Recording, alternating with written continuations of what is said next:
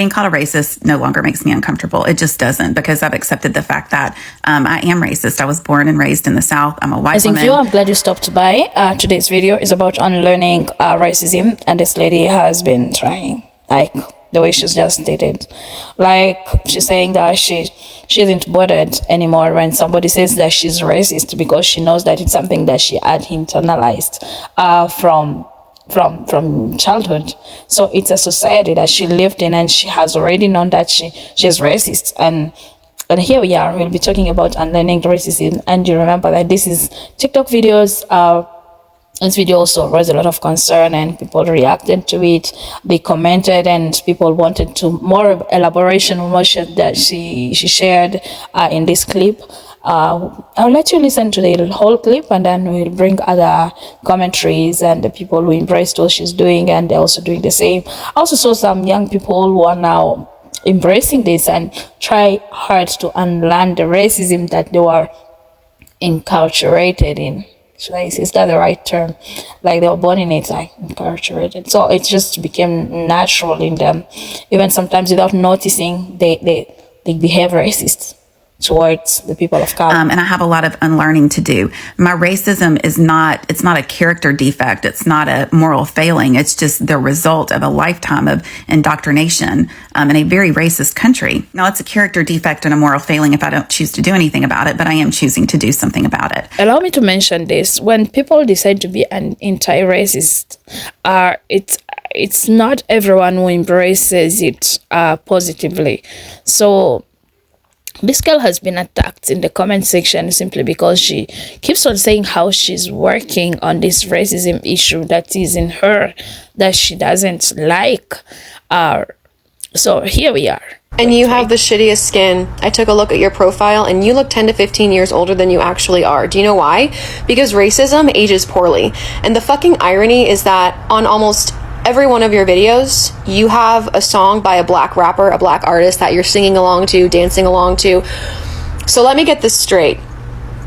You want to consume media from the black community, from black culture. You want to consume art from black artists, black rappers. You want to enjoy what the black community has given to us as a culture around the world.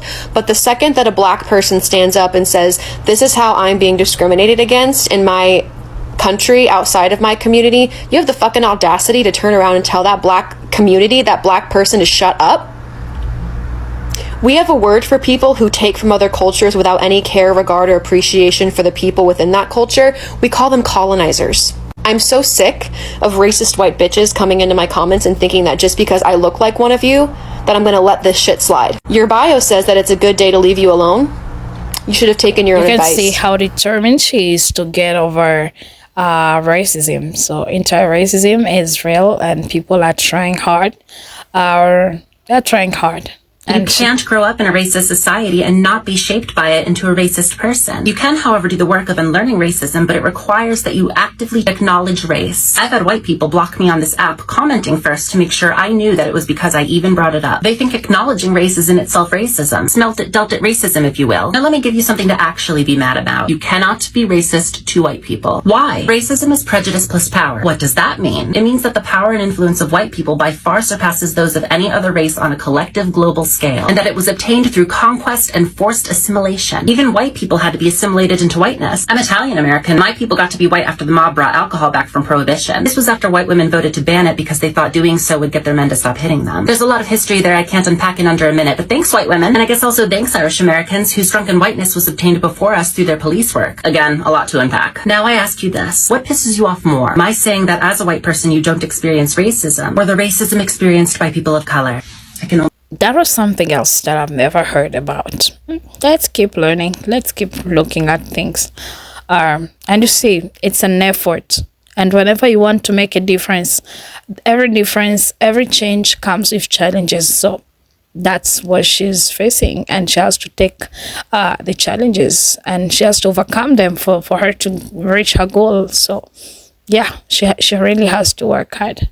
Unlearning racism. I can't believe I'm going to do this to myself because it never ends well, but I do think this is an important conversation to have. And I do feel like we owe it to Black, Indigenous, and people of color to have these conversations. And also, they are owed transparency. I think there's just a lot of gaslighting, people telling them that these things aren't racist. And white people, you know. One of the things I had to unlearn is that Black men are dangerous. I was taught at a very early age that basically every Black man is trying to steal my purse. I was actually watching National Lampoon's Vacation the other day, and there was a scene in the movie, and this is from the early 80s, and they go to a bad part of town and their hubcaps are stolen. And that's just one movie out of thousands where Black men are portrayed only as, being dangerous or thieves. Over the years, I've learned that I'm more dangerous to Black men than they are to me. I feel like the title of this video could be, what is racism? What is the origin? How was it learned? How? Because I'm feeling like I'm starting to learn a lot of things that I never knew myself. Let's say the black guy now, the black guy. The thief replying. Hi, Lindsay. I hope you don't mind if I butt in on your lesson here, but I found it a perfect jumping off opportunity for something that I know white girls aren't taught. Sorry, apparently my karma's trying to take me out early. Let me be quick about this. White girls, did y'all know that young Black boys are taught that you're dangerous? Guess how? Y'all have a couple of ways of being dangerous to us. First of all, reputationally. If we're involved with you, we are already in danger. If anything happens to you, it's automatically our fault. But beyond that, is if we actually do anything to you, you have the full power of the law behind you. And even if we don't, you still have the full power of the law behind you. We're taught to fear the things that you could cause to happen to us. There's also the simple fact that y'all have had to live under patriarchy right next to the fire at all times. You live right under the barrel of the gun. You had to learn how to manipulate men very, very well. Some of us get burned alive dealing with a white girl. And we don't get support afterwards because we did it to ourselves. I won't discuss the inevitable lynching threats, nor the weird looks or exclusion from our own groups of friends and communities, nor the exclusion from yours. I'm certain y'all have experienced the mutual hostilities when walking around hand in hand. There are 3 things to remember going forward if you're going to be in interracial relationships. They don't go away. You can unclaim most bodies, but particularly Black man, white woman, no one will let you forget that. 2, the people who are going to be the angriest at you were already looking for an excuse. And 3, just because it's your right doesn't mean that anybody's going to respect it. So you got to make them respect it. I want you all to remember those 3. Because while we're taught that you're dangerous, some of us get to learn you're not. But as long as we think you're dangerous, you'll have no access to us in detail. I speak this from experience.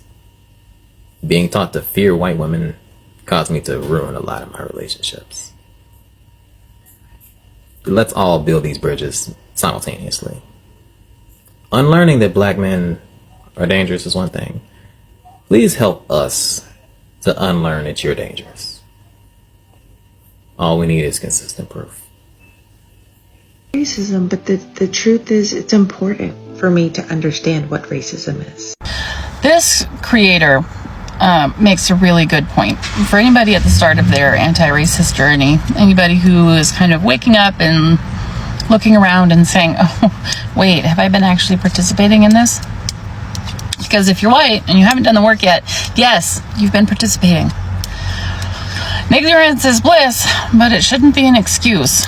So anybody who wants to do the work, I commend you if you actually want to do it.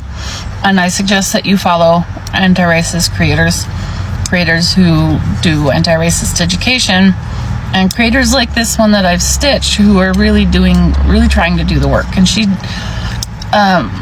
gives the example of somebody asking her a question of why she wants to unlearn racism. And the answer she gives, I think, is really valuable. She says that first she has to understand what it is.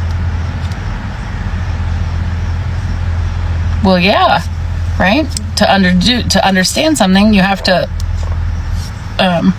learn about it, you know. And to stop doing something, you have to understand it first, so that you can understand what you're doing, so that you can stop it. And it's a really valuable first step. And you do it by educating yourself, like I suggested. Find creators who speak on this. There are so many. There's, Portia Noir, CF Story, I think is her name.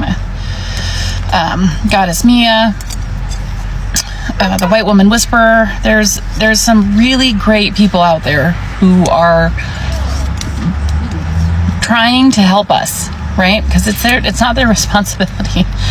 It's not their job to teach us how not to be racist.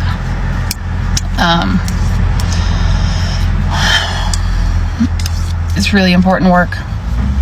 And I encourage anybody who hasn't thought about it to think about it, because it's okay. It's okay if you got this far and you didn't recognize.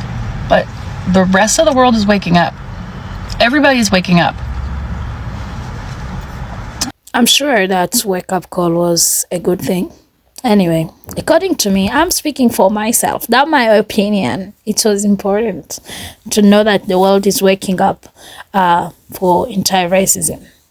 This is another tips of how to go about it. If you want to journey in this anti-racism, so this is another tips. It's not a one day thing that it will happen. I will decide to be anti-racist and it's gone. No, it's a long life process. It's something you have to learn on a daily basis until it's back. Like unlearning a habit is hard. The same way as losing weight is hard.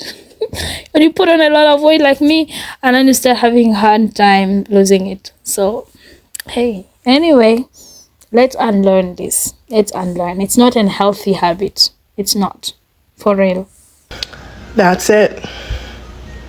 That's the comment.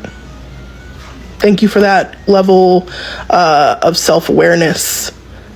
I've gotten a lot of comments on that video, and all are valid and true as well. But this comment right here at its core is what it's about, because anti-racism is not a one and done. It's not a course you take and pass and then you're finished. It is a lifetime of unlearning and unpacking the systems you were indoctrinated into. And even when you think you've got it all figured it out and you have all the answers, there's more to unpack. And acknowledging that is so important. So thanks for that comment. Glad you watched to this extent. We can't unpack everything, so there's a lot to learn about unlearning racism. Do not forget to smash that like button. Share my video. Kindly smash the like button. I like seeing the likes, guys. Like the video. If you watch the video, it's free of charge to like it. Kindly. Don't also leave me your thoughts. Please leave me your thoughts. I will appreciate to read from you. Thank you so much for all the comments, the feedback that I'm receiving. I'm happy that you are getting in touch. Until we meet again. Thank you.